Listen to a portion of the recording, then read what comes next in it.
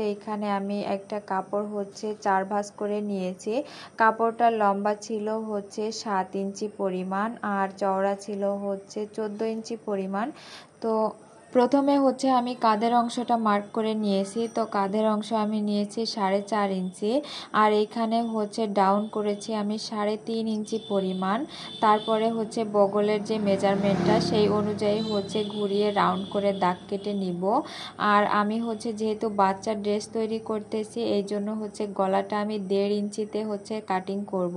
তো এইখানে আমি বাচ্চার মেজারমেন্ট অনুযায়ী হচ্ছে মাপ নিয়ে নিয়েছি আর নিচ থেকে হচ্ছে 1 ইঞ্চি পরিমাণ উঠিয়ে হচ্ছে ঘুরিয়ে কেটে দিব, যাতে করে হচ্ছে নিচের দিকে ঝুলে না যায় কাপড়টা পরার পরে। তো দেখতেই পাচ্ছেন আমার বডির অংশটা কিন্তু কাটিং করা হয়ে গিয়েছে। এখন গলা কেটে নিব। তো আমি এখানে 1.5 ইঞ্চি পরিমাণে মার্ক করে নিয়েছি আর এখানে হচ্ছে 3 ইঞ্চিতে মার্ক করে নিয়েছি। এখন গলাটা এভাবে ঘুরিয়ে সুন্দর মতো করে হচ্ছে রাউন্ড করে কেটে নিয়েছি। এটা হচ্ছে বোট নেক তৈরি করব আমি আজকে। তো এখানে আমি 2টা গলাই হচ্ছে কেটে নিয়েছি আর 2টা গলা আমি পেছন সাইডে একটু উঠিয়ে দিব গলা, এর জন্য আমি অল্প পরিমাণে কেটেছি আর মানে 1.5 ইঞ্চি পরিমাণ আমি ডাউন করেছি পেছনের গলা। এখন আমি বডির অংশে হচ্ছে ইনার লাগাবো, এর জন্য আমি একটা সাদা কাপড় নিয়ে নিয়েছি। এখন হচ্ছে মাপ বরাবর কাটিং করার পালা। তো এখানে আমি বডির পার্টটা রেখে সুন্দর মতো করে হচ্ছে ইনার পোর্শনটাও কাটিং করে নিলাম, দেখতেই পাচ্ছেন।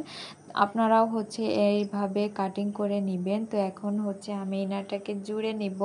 তো গলা আর হচ্ছে বগলের ওই পাশটা আমি জুড়ে নিয়েছি।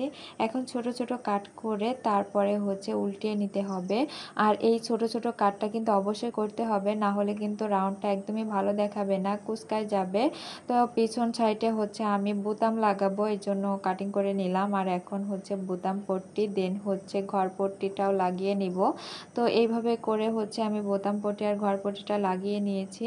তো দেখতেই পাচ্ছেন কত বেশি সুন্দর হয়েছে। এখন হচ্ছে 2টা পার্ট জুড়ে নিব কাঁধের অংশটা। তো আমি সেলাই দিয়ে হচ্ছে 2টা পার্টই জুড়ে নিয়েছি।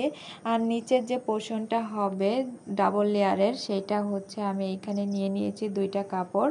তো একটা কাপড়ের হচ্ছে লম্বা নিয়েছি আমি 10 ইঞ্চি আর আড়া নিয়েছি হচ্ছে 16.5 ইঞ্চি আর অপরটা হচ্ছে আমি লম্বা নিয়েছি 9 ইঞ্চি আর হচ্ছে চওড়া নিয়েছি 12 ইঞ্চি পরিমাণ।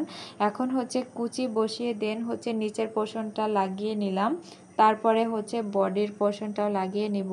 তো এখানে বডিটা হচ্ছে নিচের অংশ আর বডির অংশটা আমি একসাথে করে কুচি দিয়ে দেন হচ্ছে অ্যাটাচ করে নিয়েছি।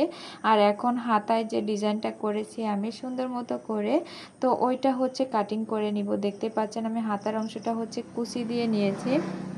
আপনারা চাইলে কিন্তু এখানে ম্যাগি হাতাও তৈরি করতে পারেন। তো আমার কাছে এই হাতাটা অনেক বেশি ভালো লেগেছে এই ড্রেসের জন্য, এই জন্য হচ্ছে আমি কুচি দিয়ে সুন্দর মতো করে অ্যাটাচ করে নিলাম। আর এইখানে কিন্তু আমি ফিতা লাগাবো আমার মানে জামাটায়।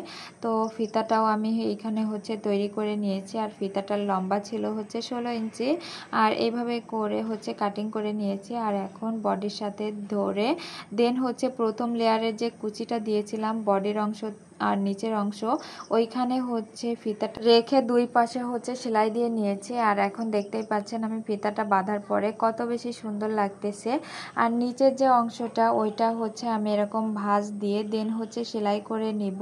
তো দেন ফাইনালি হচ্ছে আমার বেবি ড্রেস একদমই রেডি হয়ে গিয়েছে।